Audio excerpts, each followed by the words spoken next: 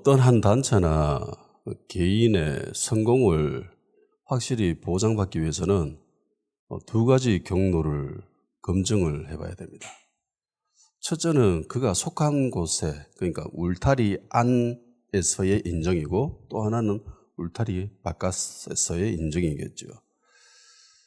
최고의 기업이라고 인정받기 위해서는 회사 외부에서 인정을 해줘야 합니다. 아, 저 회사 정도라면 인정. 이게 모든 사람들이 나 이번에 취업해서 어딘데? 나 어디야? 라고 하면은 그 대부분의 사람들이 저 회사는 좋은 회사야 라는 이미지를 받을 수 있는 그런 회사. 특히 우리나라 사람들 같은 경우는 주변 사람들의 평가에 대해서 굉장히 민감하게 반응을 하죠. 매우 중요하게 인식을 합니다. 그래서 옷 입는 것부터 타는 차, 꾸미는 것, 이렇게 외형적인 요소에 굉장히 많은 비중을 두죠. 안 좋게 이야기하면 거칠애라고도 할 수 있는데 형식적이다, 격식을 많이 따지는 편이다라고 이야기를 하는 편입니다.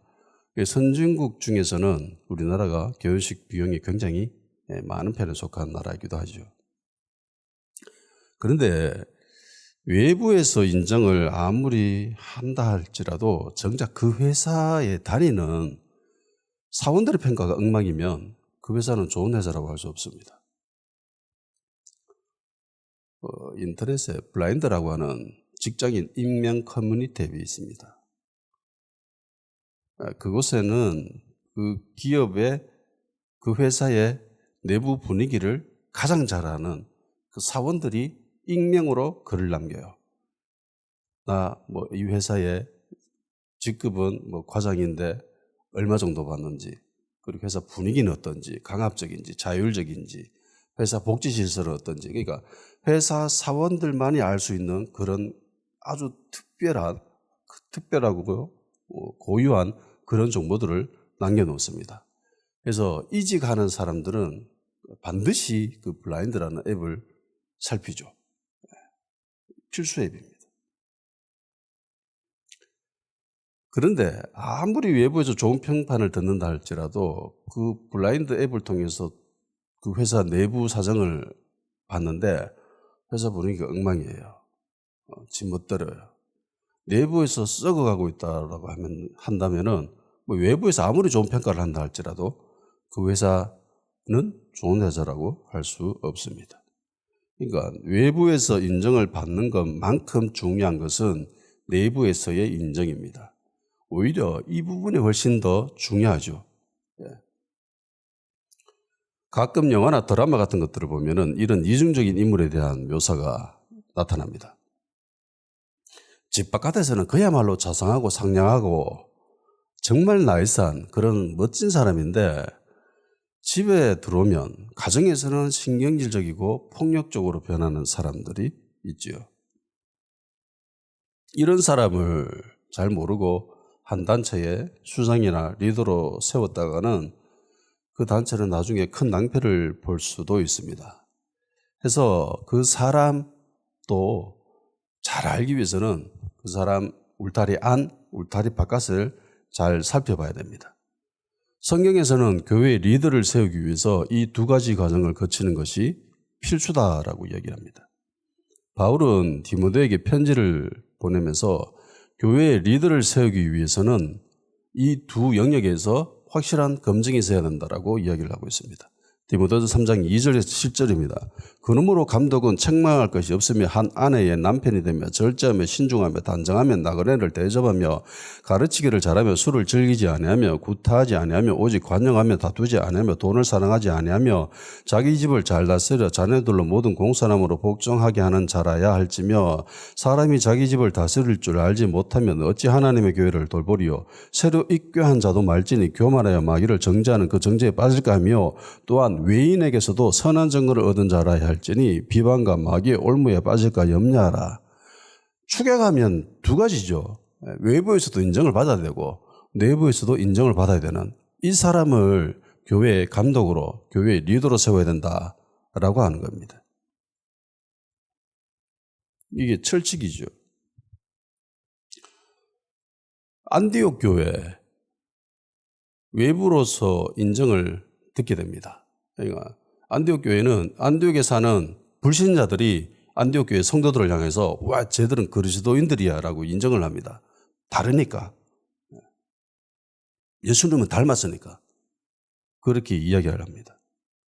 그리고 준외으로 교회의 성도들은 1년 만에 놀랍도록 빠르게 성장을 하죠. 탁월한 성장을 보여주는 것이 불신자들이 그리스도인이라고 부르는 이 사건입니다.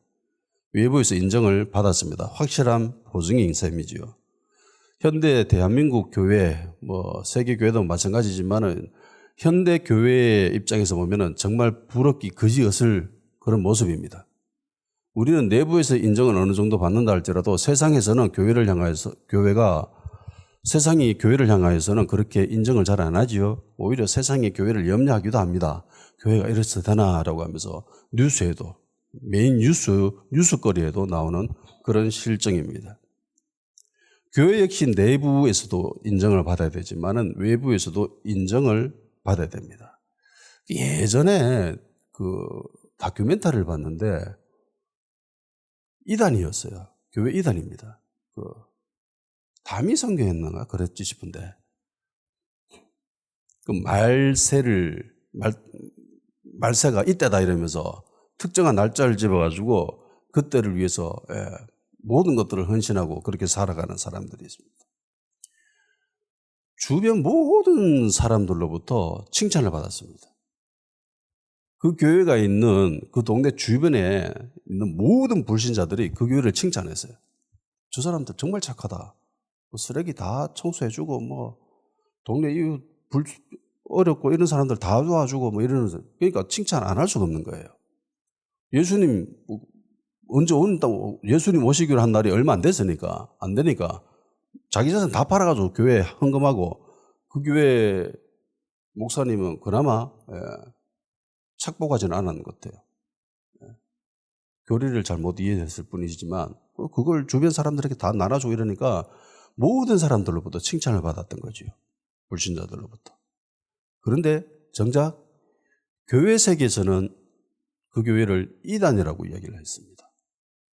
그래서 교회 외부에서 인정을 한다 할지라도 교회 세계, 교회 내부에서 인정을 하지 않으면 곤란한 거죠. 잘못된 교회입니다. 대부분 이단들이 그렇죠.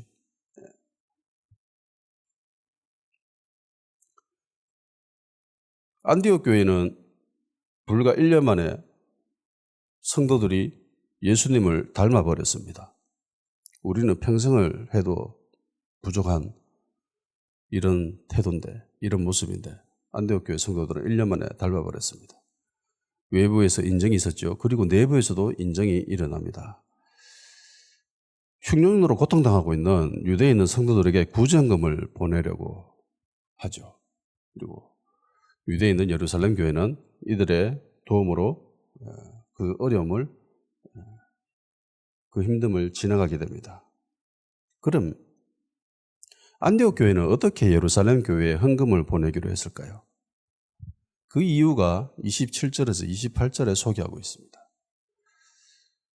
그때의 선지자들이 예루살렘에서 안디옥에 이르니 그 중에 아가보라는 한 사람이 일어나 성경으로 말하되 천하에 큰 흉년이 들려라 하느니 글라우디오 때에 그렇게 되니라. 선지자들이 몇 명인지는 몰라요. 2명 이상이겠죠. 선지자들이라고 했으니까. 선지자들이 예루살렘에서 안디옥에 왔습니다. 특별한 목적이 있었겠죠.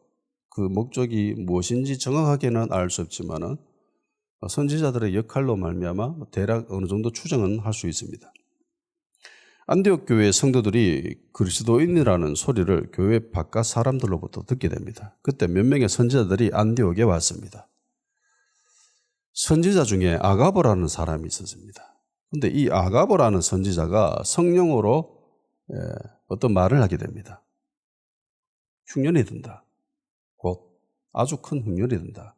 라고 하고 안디옥 교회 성도들은 그 선지자의 이야기를 듣고 준비를 한 거죠. 그렇죠? 초대교회는 선지자들이 있었습니다. 그리고 성경에는 다양한 직분에 대해서 기록하고 있습니다. 고린도전서 12장 28절 하나님이 교회 중에 몇을 세워서 전에 첫째는 사도요, 둘째는 선지자요, 셋째는 교사요, 그 다음은 능력을 행하는 자요, 그 다음에 병 고치는 은사와 서로 돕는 것과 다스리는 것과 각종 방언을 말하는 것이라. 에베소서 4장 11절 그가 어떤 사람은 사도로, 어떤 사람은 선지자로, 어떤 사람은 복음 전하는 자로, 어떤 사람은 목사와 교사로 삼으셨으니. 디모데전서 3장 1절 미쁘다 이 말이여 그 사람이 감독의 직분을 얻으려면 선한 일을 사모하는 것이라 함이로다. 디모데전서 3장 8절 이와 같이 집사들도 정중하고 일구오연을 하지 아니하고 술에 임박히지 아니하고 더러운 일을 탐하지 아니하고 뭐 이런 등등의 교회의 직분에 관한 기록들이 성경에 있습니다. 현대 교회에 남아있는 직분이 있는 반면에 현대 교회에서 더 이상 찾아보기 힘든 직분도 있습니다. 그리고 아이러니하게 새로 생겨난 직분도 있지요. 권사 같은 사람은 그 직분은 성경에는 적혀 있지 않지요. 선지자도 사라진 직분입니다. 현대교회에서 사라진 직분이라고 당시에 그 직분을 감당하던 그 역할이 사라진 것은 아니에요. 그게 다르죠. 그들이 하고 있던 역할은 현대교회도 동일하게 행해지고 있습니다. 자, 직분이 참 많지만 오늘은 선지자에 대한 이야기가 나오기 때문에 이거를 한번 살펴보기로 하겠습니다. 선지자는 뭘까요? 선지자. 한문을 알면 어느 정도 짐작이 되지요. 선지자를 어떤 사람들은 예언자라고도 합니다. 그리고 간혹 어떤 사람들 중에는 이 선지자, 예언자를 세상에 있는 무당이나 점쟁이와 같은 그런 부류의 사람으로 생각하는 사람들도 가끔 있습니다. 근데 과연 그럴까요? 선지자라는 단어의 뜻은 말 그대로죠. 먼저 아는 사람이라는 뜻입니다. 성경에는 선지자를 선견자라고도 간혹 기록하고 있습니다. 그러니까 먼저 보는 사람인 거죠. 그러니까 선지자와 선견자는 먼저 보는 사람이고 먼저 아는 사람들입니다. 먼저 알고 먼저 보고 하는 이런 특성 때문에 일부 사람들이 야, 이들 무당, 교회에 있는 무당 아이가? 교회에 있는 점쟁이 아이가? 라는 생각을 하기도 합니다. 그런데 이 둘은 완전히 다릅니다. 근본적으로 다릅니다. 분명히 이야기하지만은요, 선지자가 예언자는 아닙니다. 그런데요, 예언자가 선지자일 수는 있습니다. 예언자는 예언을 하는 사람이지만은 선지자는 예언만 하는 사람은 아닙니다. 예언을 주로 하는 사람도 아닙니다. 예언이 포함되어 있을 뿐이지요. 선지자는 예언을 하지 않는 사람들도 있습니다. 선지자가 하는 일들 가운데 예언이 포함되어 있을 뿐이지 그렇다고 예언을 반드시 해야 되는 것이 선지자의 역할은 아닙니다. 할 수도 있고 없을 수도 있습니다. 별로 안 중요하다는 소리예요. 신약에서 가장 유명한 선지자라고 하면 누구를 떠올립니까? 신약에서. 세례 요한일 거죠. 세례 요한. 예수님 역시 세례 요한을 선지자라고 인정합니다. 마태복음 11장 7절에서 9절입니다. 저희가 떠나면 예수께서 무리에게 요한에 대하여 말씀하시되 너희가 무엇을 보려고 나갔더냐 바람에 흔들리는 갈대냐 그러면 너희가 무엇을 보려고 나갔더냐 부드러운 옷 입은 사람이냐 부드러운 옷을 입은 사람은 왕궁이 있느니라. 그러면 너희가 어찌하여 나갔더냐 선지자를 보기 위함이었더냐 옳다. 내가 너희에게 이르노니 선지자보다 더 나은 자니라. 그러니까 예수님도 요한이 선지자라고 이야기하죠. 선지자 중에 굉장히 탁월한 선지자. 그런데 세례 요한이 예언을 하는 모습을 본 적이 있습니까?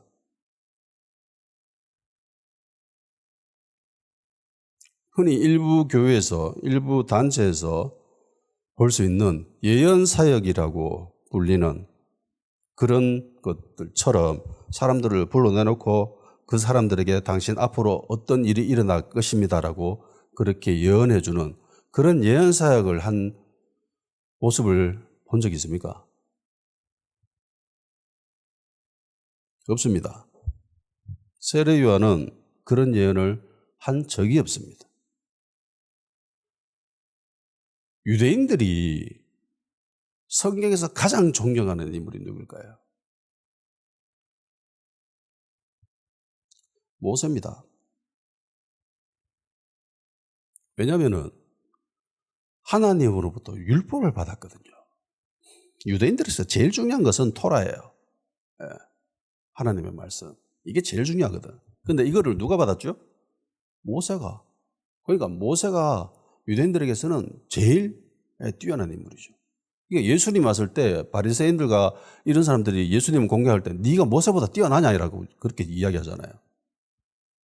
그러니까 모세가 최고인데 그 모세도 선지자입니다. 사도행전 7장 37절 이스라엘 자손에 대하여 하나님이 너희 형제 가운데 나와 같은 선지자를 세우리라 하던 자가 곧 이 모세라. 모세도 선지자죠. 모세가 예언하는 모습 본 적 있습니까?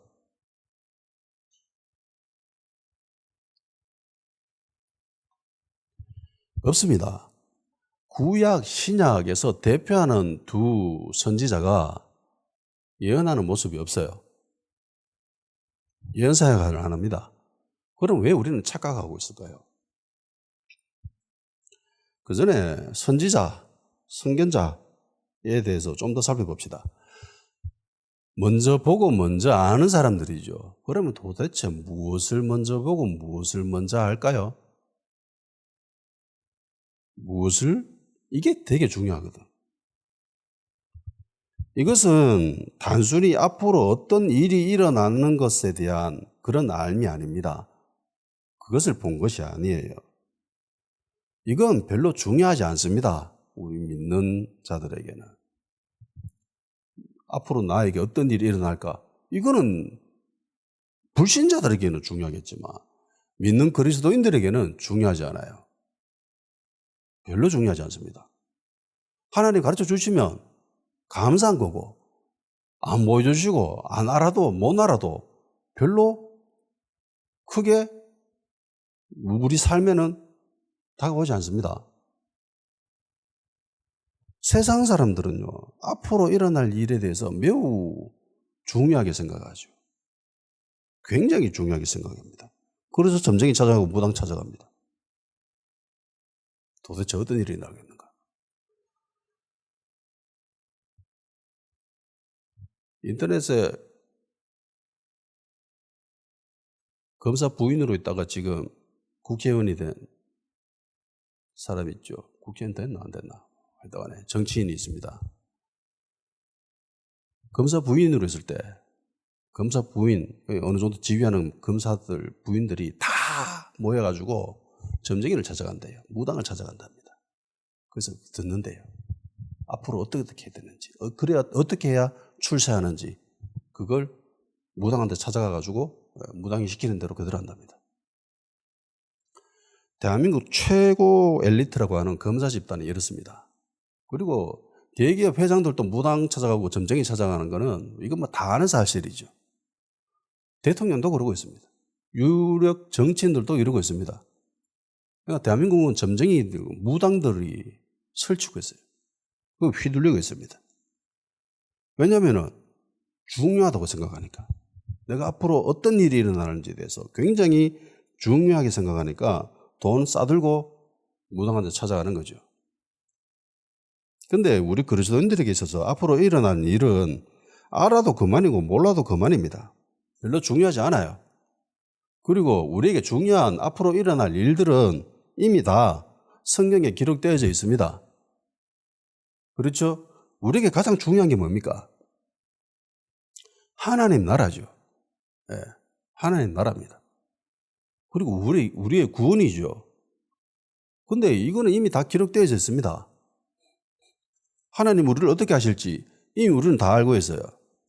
하나님이 마귀들, 사단을 어떻게 할 것인지 이미 다 알고 있어요. 이 세상이 어떻게 끝날 것인지 우리는 이미 다 알고 있습니다. 근데 뭘 더 알려고 그리스도인들이 무당 찾아가고 점쟁이 찾아갑니까? 도대체 결혼하면서 궁합 보러 왜 찾아갑니까? 무당한테. 선지자들이 먼저 알고 보고 하는 것은 하나님 나라에 대한 것들입니다. 주님에 대한 것들이에요. 모세와 세례 요한이 외쳤던 것은 다 이와 관련된 것들이죠. 그리고 구약의 모든 선지자들의 외침 역시 그들의 기록 역시 이에 해당합니다. 미래에 일어날 일에 대한 것이 아니라 하나님 나라와 그리고 주님의 계획하심 그리고 주님이 품으신 마음 이것이 어떠한 것인지 그들을 통해서 보여주게 하고 알게 해주는 것이죠. 그리고 그것을 보고 그것을 알고 백성들에게 증거하는 겁니다. 외치는 거죠. 이 역할을 한 사람들이 선지자들입니다. 그러니까 선지자들의 모든 역할은요, 주님과 연결되어 있습니다. 단적으로 표현하면은 선지자는 하나님 말씀을 전하는 자들입니다. 선지자가 하는 일이 하나님 뜻과 하나님의 계획하심과 하나님의 마음을 그들의 백성들에게 전해주는 것이잖아요. 그런데 그 모든 내용들은 이미 다 성경에 기록되어 있습니다. 그러니까 본질적으로 선지자가 하는 일은 하나님 말씀을 가감없이 포장하지 아니하고 증거하는 사람들입니다. 그러니까 오늘날로 치면은 목사의 역할을 하는 셈이에요. 해서 자칭 선지자라고 하면서 성경에 기록되어 있지 않는 엉뚱한 소리를 하는 사람들이 가끔 인터넷에 보면 납니다. 요즘 또 자주 드러나는 것 같아요. 말세가 다가오면 거짓 선지자가 많이 등장한다고 하는데 현재 그렇습니다. 성경에 기록되어 있지 않는 이상한 말을 하는 사람들이 있습니다. 불과 몇 년 전만 하더라도 뭐 여자 선지자라고 하면서 대한민국에 어떤 여자가 들고 일어나가지고 뭐 땅굴이 딱 해갖고 뭐 전쟁이 일어난다 하면서 뭐 그렇게 떠들던 사람이 있었죠. 다 헛소리고요. 다 가짜입니다. 거짓 선지자들이에요.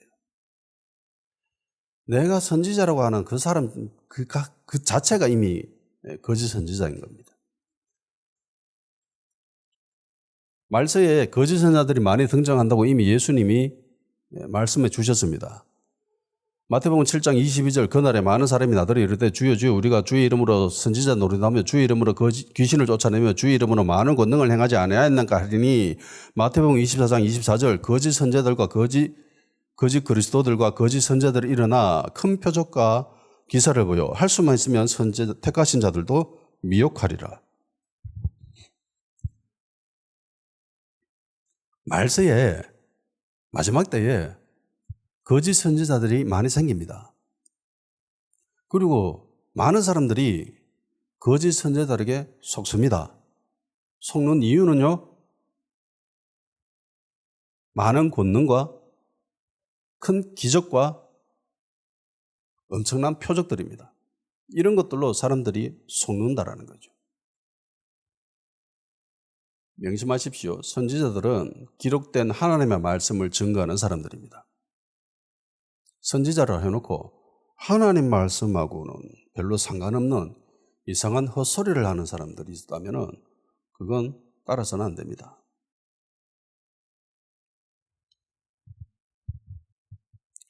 선지자가 예언을 하지 않는다고 선지자가 아닌 것은 아니죠. 네. 구약의 대부분 선지자들, 신약의 선지자들 다 특별히 미래에 일어날 일에 대해서 이야기한 사람들은 별로 없습니다. 가끔 있어요. 간혹 있습니다. 근데 그 간혹 있는 걸 가지고 그게 모든 일에 그렇게 적용시켜 버리면은 그건 문제가 생길 수밖에 없습니다. 그래서 우리가 선지자들의 원래 참모습을 곡해하고 왜곡하는 이런 생각, 이런 모습이 형성된 것도 이런 이유 때문인 거죠. 좀 더 구체적으로 살펴보면은 예언하는 것과 선지자들, 그러니까 예언하는 자들과 선지자들을 구별하지 못하는 것에서 출발합니다. 제가 말씀드렸죠, 서두에. 선지자들은 예언하는 사람들이 아니에요. 예언하는 사람들이 선지자가 아닙니다. 그런데 예언하는 사람들 중에 선지자는 있습니다. 아가보가 대표적이죠. 아가보는 선지자인데 예언하죠. 성경에 2번 등장합니다. 그런데 다른 선지자들은 특별히 예언 없죠. 아예 없습니다. 대부분 하나님의 말씀을 증거하는 사람들이었습니다. 성경에는 예언하는 사람들에 대해서도 기록하고 있습니다. 엄청나게 많아요. 신약에만 해도 수많은 예언에 대한 기록들이 존재합니다. 사도행전 2장 18절, 그때에 내가 내 영을 내 남종과 여종들에게 부어주리니 그들이 예언할 것이요. 성령으로 충만해졌을 때 하는, 충만받은 사람들이 하는 대표적인 특징들이 예언이라는 거죠. 사도행전 19장 6절, 바울이 그들에게 안수하며 성령이 그들에게 임하심으로 방언도 하고 예언도 하니, 구약에 예언한 그대로 마지막 때에 성령으로 충만받은 사람이 예언하죠. 방언도 하고. 사도행전 21장 8절 9절, 이튿날 떠나 가이사랴에 이르러 7 지사 중 하나인 전도자 빌립의 집에 들어가서 머무느라 그때에 그에게 딸 넷이 있으니 처녀로 예언하는 자라. 빌립 집사, 전도자 빌립 집사 유명하죠. 딸이 4명 있는데 예언하는 사람이었습니다. 고린도전서 12장 10절, 어떤 사람에게는 능력 해망을, 어떤 사람에게는 예언함을, 어떤 사람에게는 영들 분별함을, 다른 사람에게는 각종 방언 말함을, 어떤 사람에게는 방언 통역함을 주시나니. 여기서도 예언이 등장하죠. 예언하는 사람들이 있다. 그리고 예언을 방언하는 사람들도 있고 영 분별하는 사람들도 있고. 고린도전서 14장 1절, 사랑을 추구하며 신령한 것을 사모하되 특별히 예언을 하려고 하라. 예언하는 이 은사에 대해서 좀 더 긍정적인 시각을 가지고 예언하라고 해야 돼 라고 바울이 권면하고 있습니다. 고린도서 14장 3절 5절, 그러나 예언하는 자는 사람에게 말하며 덕을 세우며 권면하며 위로하는 것이요, 방언을 말하는 자는 자기의 덕을 세우며 예언하는 자는 교회의 덕을 세우나니 나는 너희가 다 말하기를 원하나 특별히 예언하기를 원하노라. 만일 방언을 말하는 자가 통역하여 교회의 덕을 세우지 않으면 예언하는 자만 못하니라. 그러니까 예언이 더 낫다라는 거죠. 방언하는 자보다. 방언을 통역해 주면 예언하는 효과가 있다. 그렇기 때문에 교회의 덕이 된다. 그런데 방언은 자신에게 덕이 된다. 그런데 예언은 교회의 덕이 된다라고 얘기를 합니다. 그래서 예언하려고 해라. 노력해라. 사모해라. 그렇게 얘기합니다. 14장 39절, 그런즉 내 형제들아 예언하기를 사모하며 방언 말하기를 금하지 말라. 예언할 수 있게 해주세요. 하나님 도와주세요. 저에게 예언할 수 있는 은사를 부어주세요. 그렇게 예언하라고 그렇게 이야기를 합니다. 사모하라는 거죠.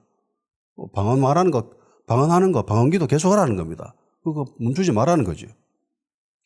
데살로니가전서 5장 20절, 예언을 멸시하지 말며 이때도 예언에 대한 멸시가 어느 정도 있었던가 봅니다. 그런데 예언을 멸시하지 말라라고 분명히 기록하고 있습니다. 디모데전서 1장 18절 아들 디모데야 내가 네게 이 교훈으로서 명하노니 전에 너를 지도한 예언을 따라 그것으로 선한 싸움을 싸우며. 바울이 디모데에게 예전에 어떤 예언을 한 것 같아요. 디모데 개인에게 어떤 예언인지 모르겠습니다. 그렇지만 내가 그때 너에게 한 예언이 있지. 그거 잘 지켜라. 그리고 믿음의 선한 싸움을 지켜라. 싸워라. 그렇게 이야기를 합니다. 디모데전서 4장 14절 네 속에 있는 은사 곧 장로의 회에서 안수받을 때에 예언을 통하여 받은 것을 가볍게 여기지 말며. 안수받을 때 예언 받은 거 있는데 그거 가볍게 여기지 마라. 그렇게 이야기하고 있죠. 분명히 성경에는 많은 예언들이 등장합니다. 그런데 오늘날 현대교회에서는 이 예언에 대한 터부시하는 그런 태도가 있습니다. 예언은 교회에 덕이 됩니다. 굉장한 덕이 됩니다. 도움이 됩니다. 이때까지 살펴본 것을 위로 진작해 보면 이렇게 정리가 됩니다. 선지자는요, 직분의 영역입니다. 그런데 예언은요, 은사의 영역입니다. 다르죠? 예언은 은사입니다. 그런데 선지자는 직분입니다. 교회에는 질서가 있죠. 권위가 있습니다. 은사에는 권위가 부어지지 않습니다. 은사에게는 질서가 이루어지지 않아요. 직분에 권위가 세워지는 거고 직분에 질서가 이루어지는 겁니다. 이해가 되십니까? 이 둘을 헷갈리면은 문제가 생겨요. 우리 목사님은 예언도 못해. 우리 목사님은 방언도 못하면서 이러면서 지 방언 좀 한다고 잘난 척합니다. 지 예언 좀 한다고 교회에서 지가 최고인 줄 압니다. 요게 요런 태도가 교회에서 이 예언 사역이 터부시되는 결정적인 이유입니다. 이걸로 통해서 수많은 교회들이 무너졌거든요. 예전에. 그래서 생각한 거죠. 야, 이럴 바에는 하지 말자, 아예. 이럴 바에는 아예 하지 말자. 그렇게 닫아버린 거예요. 그러면 이런 태도가 옳은가? 그건 아니죠. 분명히 성경에는 예언하기를 사모해라 라고 이야기합니다. 예언 멸시하지 마라라고 합니다. 그런데 현대교회 대부분 목사님들은 예언을 멸시합니다. 터부시합니다. 하지 마라고 하죠. 심지어 요즘은 얼마 전만 해도 방언에 대해서도 굉장히 터부시해 있습니다. 방언기도 못하게 했습니다. 요즘 많이 풀려졌지만. 왜 성경 말씀과 다르게 갑니까? 성경 말씀대로 가야죠. 주님 말씀대로 가야죠. 교회에서 방언하는 사람들, 그런 사람들을 특별히 존경하고 우러러보고 권위를 부여하고 그렇게 합니까? 안 하죠. 왜냐하면 은사의 영역이기 때문에. 은사이기 때문에. 은사가 뭐예요? 하나님의 선물이잖아요. 주시면 감사한 거예요.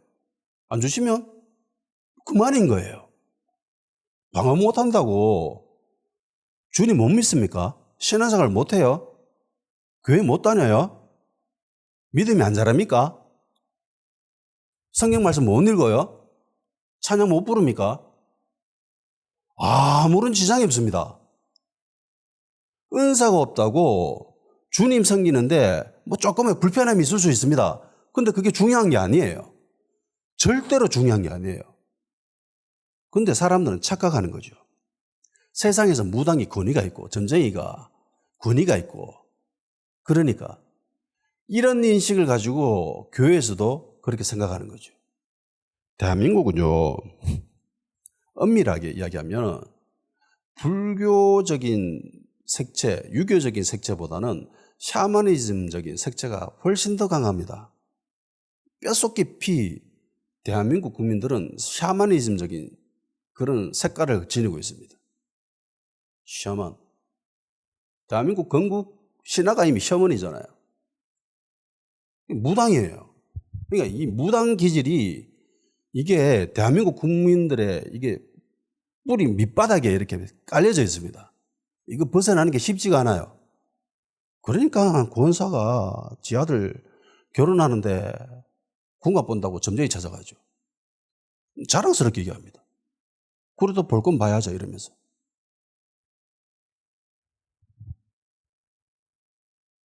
샤만은 하는 역할이 예언해 주는 거죠. 미래에 어떤 일이 일어나는지. 그런 사람을 우러러보는 거죠. 존경하고 권위를 부여해 주는 겁니다. 그런 습성들이 남아가지고 더 심하게 예언의 은사를 가진 사람들을 향해서 존경하고, 그리고 예언을 받은 예언의 은사를 가진 이 사람도 마치 자기가 그런 존재인 것처럼 착각하는 거죠. 만일 어떤 성도가 예언하는 것 때문에 교회 내에서 존중받고 지위를 누리고 있다면 이미 그 교회는 질서가 무너진 거예요.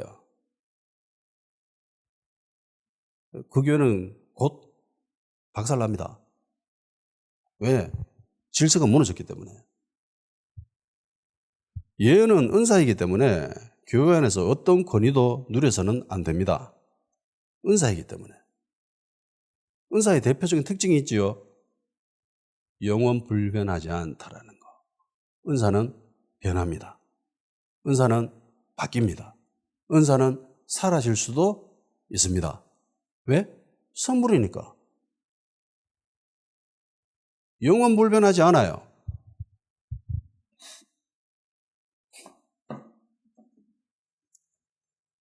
제 얘기를 잠깐 해드릴게요. 오래됐습니다. 예전에 어떤 교회 목사님이 하는 커피숍으로 가는 길이었습니다. 같은 그때 모임을 하고 있던 목사님들이 모이는 때였어요. 부부 동반으로. 그래서 한 6, 7명 됐나? 5명? 뭐 그 정도 목사님 내외 부부가 모이는 카페로 가는 길이었어요. 운전하고 한참 가는데 갑자기 이런 생각이 드는 거예요. 모 A 목사라는 분이 계셨습니다. 선교사로 활동하시다가 한국에서 개척교회 하시는 분이었는데 갑자기 그 생각이 드는 거예요. 저 목사님이 왠지 자기 교회를 나한테 맡길 것 같다. 그런 느낌이 든 거예요. 그래서 그것을 집사람한테 이야기해 줬습니다. 가면 저 목사님이 나한테 교회 맡기려고 하는 것 같다. 그리고 갔지요. 가가지고 이야기하니까. 이야기하면 밥도 먹고 이렇게 교제하고 있는데 실제로 그 목사님이 저한테 그 이야기를 했습니다. 최 목사, 우리 교회 안 할래?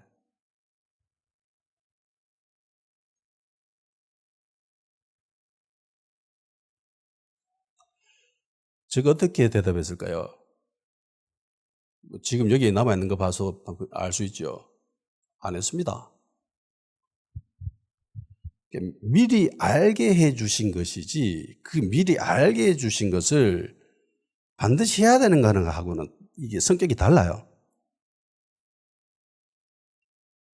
대표적인 예가 바울입니다.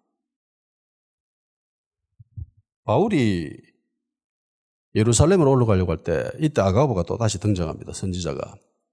자기 수적을 싸매가지고 성령 말씀하시되 예루살렘 유대인이 이같이 이띠 임자에게 결박하여 이방인의 손에 넘겨주리라 하거늘 우리가 그 말을 듣고 그곳 사람들과 더불어 바울에게 예루살렘 올라가지 말라고 하니 바울이 대답하되 여러분 어찌하여 울어 내 마음을 상하게 하느냐 나는 주 예수 이름을 위하여 결박당한 뿐 아니라 예루살렘에서 죽을 것을 각오하였느니라 하니 그가 권함을 받지 아니하므로 우리가 주의 뜻대로 이루어지다고 그쳐노라. 그러니까 바울이 예루살렘에 올라가면은 붙잡힐 것이라는 것을 선지자 아가보가 미리 알고 행동으로 그리고 말씀으로 보여주죠. 말해주죠. 그런데 바울이 그대로 합니까 안 합니까? 안 합니다. 이미 자기는 결단을 한 거예요. 나는 예루살렘에 갈 거다. 설령 죽더라도 갈 거다. 이미 각오했다. 그러면서 가는 거죠. 선지자 아가보가 바울에게 일어난 일이 모두 말해줬음에도 불구하고, 그리고 주변에 있는 모든 성도들이 바울을 향해서 가지 마세요라고 이야기했음에도 불구하고 바울은 미리 알았는데 어떻게 했어요? 예언을 따라 합니까? 예언 따라 안 하죠.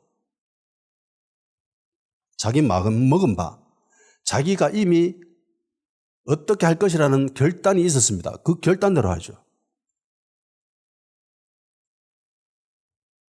그리고 바울이 그렇게 이야기하고 결단한 모습을 보여주니까 주변 사람들 그냥 응원해 줍니다. 기도해 줍니다. 주의 뜻대로 되었으면 좋겠습니다. 그렇게.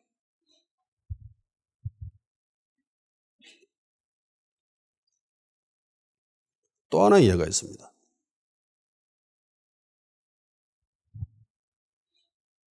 저 옥천에서 또 선교단체 뭐 비슷한 사람들끼리 모여서 집회를 하고 있었습니다. 집회가 조금 이상은 하기도 했지만은 뭐 괜찮았어요. 집회하고 있는데 어느 날 밤에 갑자기 그런 생각이 든 거예요. 왠지 나한테 설교를 시킬 것 같다. 그런 분위기가 전혀 아니었거든요.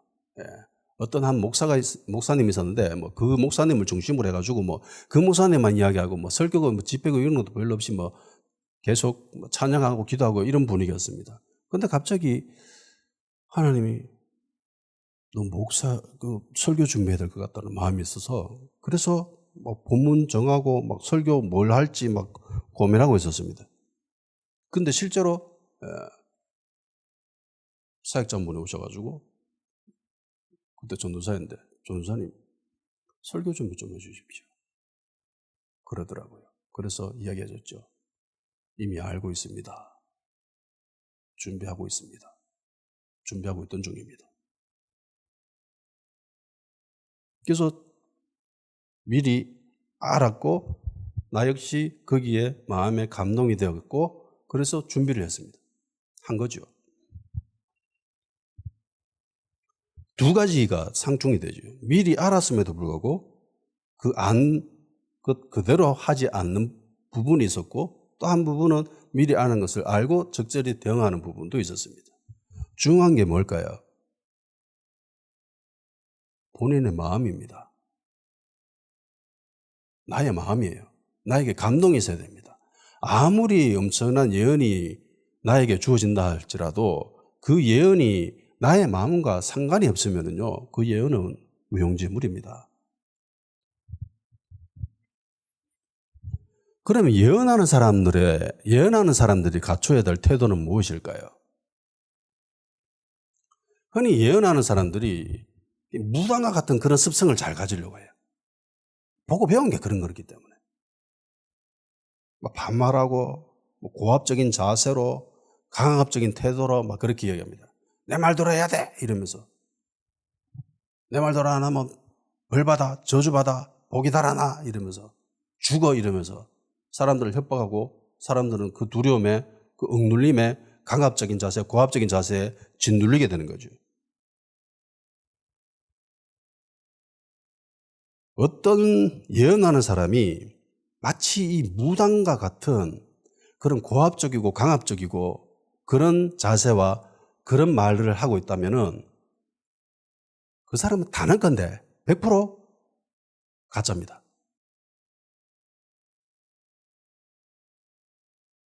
거짓 선지자예요. 가짜 예언자예요. 성경의 모습을 한번 보십시오. 예언하는 자가 자기 예언대로 해야 된다고 그렇게 이야기하는 사람이 있습니까? 내가 이야기하는 대로 하지 않으면 너 큰일 나. 너 위험해. 그렇게 협박하는 모습이 있습니까? 강압적인 자세가 있어요? 전혀 없지요. 절대로 성경에 있는 선지자들은 강압적으로 협박하고 뭐 그러지 않습니다. 물론 하나님의 말씀은 예외입니다. 제가 여기서 예언하는 것은 한 개인의 신변에 관한 것입니다. 선지자는 하나님의 말씀, 하나님의 뜻, 하나님의 계획을 이야기해 주는 거고, 예언하는 자는요, 개인의 신변, 한 단체의 신변에 관한 것들이에요. 그것을 미리 이야기해 주는. 어떻게 보면 이 부분에 있어서는 뭐 무당이나 점쟁이와 같은 것들과 약간은 흡사한 면이 있죠. 점쟁이나 무당이나 이런 애들이 뭐 반말하고 강압적으로 행동하지만 성경에 나오는 예언하는 자들은 절대로 이런 모습이 없어요.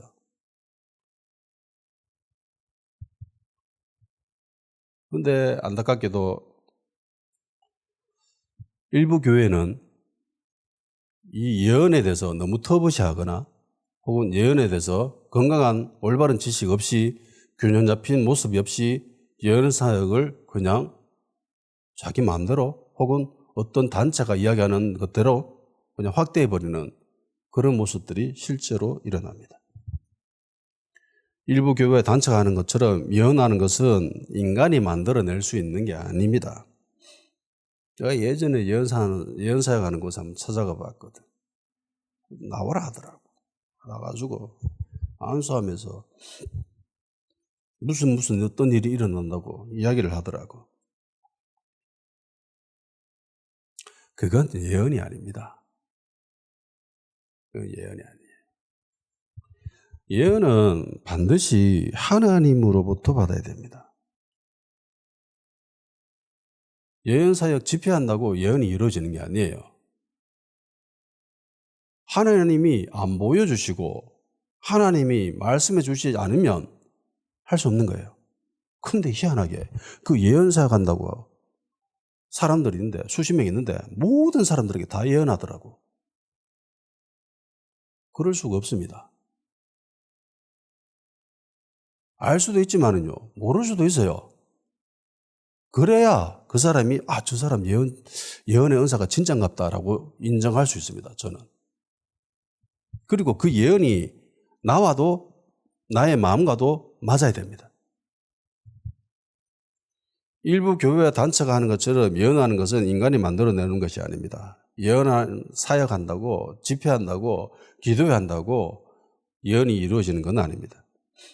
베드로후서 1장 21절 예언은 언제든지 사람의 뜻으로 낸 것이 아니요 오직 성령의 감동하심을 받은 사람들이 하나님께 받아 말한 것입니다.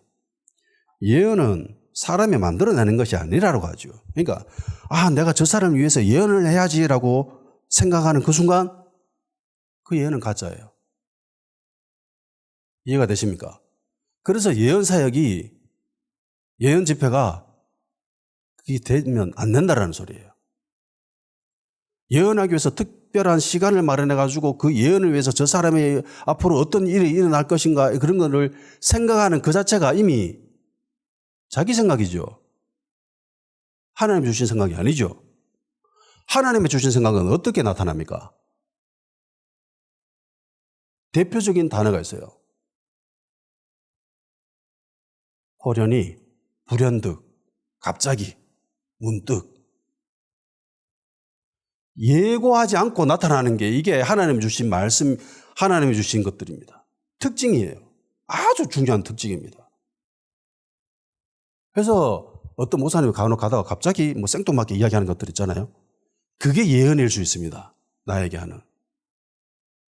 그게 오히려 하나님께 받은 예언일 수가 있다는 거예요. 저는 늘 그랬어요. 별로 없었지만은, 손가락이 꼽히지만은, 저에게 앞으로 일어날 일이 어떤 일이 일어날 것인가, 그것을 알았을 때는 기도할 때가 아니었습니다. 앞으로 어떤 일이 일어날까요? 이렇게 기도할 때가 아니었습니다. 집회할 때도 아니고, 성경 공부할 때도 아니고, 갑자기 생뚱맞게 드라이브하고 있는 도중에, 운전하는 도중에 갑자기 생각이 나고, 갑자기 돌아다니는데 갑자기 생각이 나고, 그런 거예요. 그런데 예언사역 한다고 사람들 모아 놓고 시간 내가지고 기도하고 분위기 잡아가 앞에 끌어모아 놓고 이 사람을 위해서 어떤 예언을 해줘야 될까요? 이러면서 하나님께 막 물어본다고 하면서 그건 이미 자기 생각이 들어가 버린 거잖아요. 인간의 생각이 들어가 버린 거잖아. 오늘 본문에도 그렇죠. 그 중에 아가보라 한 사람이 일어나 성령으로 말하되 천하에 큰 흉년이 들리라 하더니 글라우디오 때 그렇게 되니라. 성령으로 말했다는 겁니다.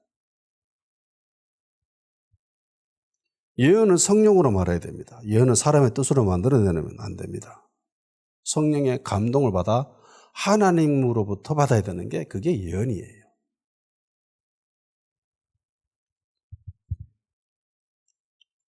인간이 만들어내는 모든 예언은 잘못된 접근입니다. 일부 예언 사역자들이 하는 예언들은 실현되지 않습니다. 그들 이야기입니다. 안 되면 말고, 아니면 말고 이러면서 막 이야기합니다. 근데 올바른 예언, 하나님으로부터 받은 예언은 반드시 실현됩니다. 아가보가 한 예언 반드시 실현됐지요. 분명히 실현됐습니다. 정리하겠습니다. 선지자와 예언하는 자는 다릅니다. 선지자에게는 권위가 부어집니다. 선지자로 말미암아 교회 질서가 세워져야 됩니다. 그런데 예언하는 자는요? 아니죠. 그냥 은사입니다. 선지자는요, 예언할 수도 있고 예언 안 할 수도 있습니다. 중요하지 않습니다. 선지자에게는 전혀 중요하지 않습니다. 선지자는 무조건 하나님 말씀을 가감없이 전해야 하는 자들입니다. 가짜 선지자들 있죠. 가짜 선지자들 역시 하나님 말씀을 전합니다. 그런데 특징이 있지요. 편집합니다. 빼버리고 집어넣고 그래서 전하는 게 가짜 선지자들의 대표적인 특징입니다. 그리고 이들이 하는 거는요, 사람들의 관심을 끌기 위해서입니다. 사람들의 인기를 끌기 위해서입니다. 사람들로부터 뭔가의 도움을 받기 위한 그런 목적을 가지고 하는 사람들이 가짜 선지자들입니다. 예언하는 자들 역시 마찬가지입니다. 예언하는 자들 가운데는 사람들의 관심을 받기 위해서 하는 사람들이 있습니다. 사람들로부터 이목을 끌기 위해서 하는 사람들이 있습니다. 이런 사람들은요, 지어낼 수 있는 확률이 굉장히 높습니다. 예언하는 자들은 반드시 분명히 교회의 권위, 교회의 질서 아래서 복종하며 순종하며 행사해야 됩니다. 이렇게 하지 않는다면 그 예언하는 자는 가짜입니다. 교회에서 멀리 내쳐야 돼요. 허용해서는 안 됩니다. 허용하려면 가르쳐야 됩니다. 너는 아무것도 아닌 존재야, 교회 안에서. 그냥 은사일 뿐이야. 예언하는 거는요, 은사일 뿐입니다. 해서 어떤 권위나 어떤 질서도 부여되어져서는 안 됩니다. 그렇게 인식해서도 안 됩니다. 은사이기 때문에. 예언 안 한다고? 예언 못 한다고? 신앙생활 하는데 큰 불편은 없습니다. 그런데 성경에 분명히 예언하라고 합니다. 예언을 사모하라고 합니다. 만일에 아가보가 유대 땅에 흉년이 일어날 것이라는 예언을 하지 않았다면 유대 땅에 있었던 예루살렘 교회 성도들은 어떻게 되었을까요? 굶어 죽었겠죠. 요셉이 미리 몰랐다면, 애굽에 큰 흉년이 될 것이 몰랐다면 어떻게 되었을까요? 이스라엘은 망했죠. 굶어 죽었죠. 이스라엘은 없습니다. 그래서 예언은 중요합니다. 해야 합니다. 그런데 예언한다고 그 사람이 힘이 있거나 권위가 있거나 그렇게 돼서는 안 되는 겁니다. 예언하는 사람도 마찬가지예요. 내가 예언하는 사람이야. 어쩌라고? 아무것도 아니에요. 그냥 교회 덕을 세우는 존재일 뿐이에요. 근데 예언 좀 한다고 어깨 어석대고 힘주고 뭐 꼿꼿하 해가지고 이러는 사람들 진짜 그건 화 있을 진짜입니다. 교회에 덕을 세우는 게 아니라 교회에 해를 끼치는 자죠. 이사야서 55장 11절 말씀입니다. 내 입에서 나가는 말도 이와 같이 헛되이 내게로 돌아오지 아니하고 나의 기뻐하는 뜻을 이루면 내가 보낸 일에 형통하리로다. 하나님의 말씀은 반드시 열매를 맺고 반드시 결과를 낳습니다. 예언하는 자는 책임을 가져야 돼요. 아주 무거운 책임을 가져야 됩니다. 만일에 이 말을 내가 했는데 이것이 이루어지지 않을 경우는 그는 엄청난 책임이 있어야, 그런 인식이 있어야 쉽사리 예언을 안 하죠. 저게 가짜인지 진짜인지 누가 알아요? 본인밖에 모릅니다. 근데 본인이 충분히 흉내낼 수 있죠. 연기할 수 있습니다. 그래서 위험한 거예요. 그래서 양심을 버리면 믿음에서 파선하는 겁니다. 이래서 양심이 중요한 거예요. 근데 예수 믿는 사람들이, 양심 버린 사람들이 꽤 있어요. 심각한 문제입니다. 다 같이 기도합시다. 교회 내외부에서 모든 영역에서 인정받는 교회와 성도 될 수 있게 해주시고, 선지자와 예언에 대한 올바른 이해와 접근으로 건강한 교회와 성도 될 수 있도록 하여 주시며, 특별히 주님께서 예언을 사모하라고 하셨으니 예언의 은사가 이루어지는 교회 될 수 있도록, 그런 성도가 될 수 있도록 성령님 우리를 도와주시옵소서. 다 같이 기도하면서